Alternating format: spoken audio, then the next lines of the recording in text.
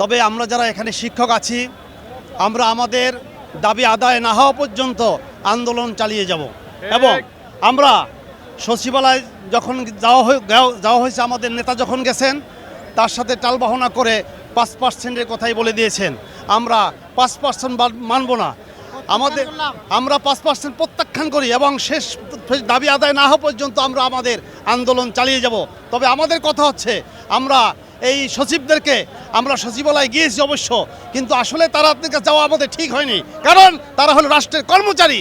একজন কর্মচারী কিভাবে সম্মানিত শিক্ষকদের জন্য বাজেট বরাদ্দ করবে? একজন সম্মানিত শিক্ষকদেরকে তারা কিভাবে সম্মান দেবে? কারণ ওই সমস্ত সচিবালয় যারা চাকরি করতেছেন তারা এই শিক্ষকদের কাছ থেকে শিক্ষা নিয়ে গিয়েছেন। তাদের কাছে তো আমাদের চাওয়া পাওয়ার আসলে কিছু থাকতে পারে না। আমাদের চাওয়ার কথা হলো বিশ্বের সর্বশ্রেষ্ঠ একজন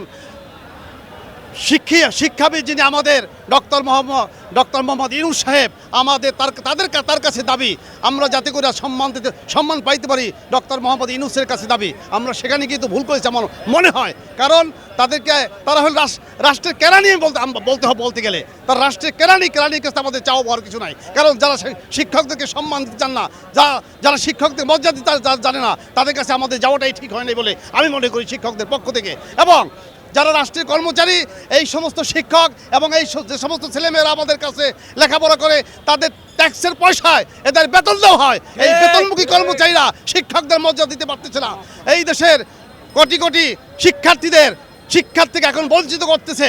আমাদের কথা হলো যদি ওরা দাবি দেওয়া মানতে না পারেন তবে এই সমস্ত মর্যাদাপূর্ণ স্থান থেকে ওরা পদত্যাগ করে চলে যাক। যারা এই দাবি মানতে পারবে, যারা শিক্ষকদেরকে মর্যাদা দিতে পারবে, তারা এই সমস্ত পদে পদোন্নীত হবে।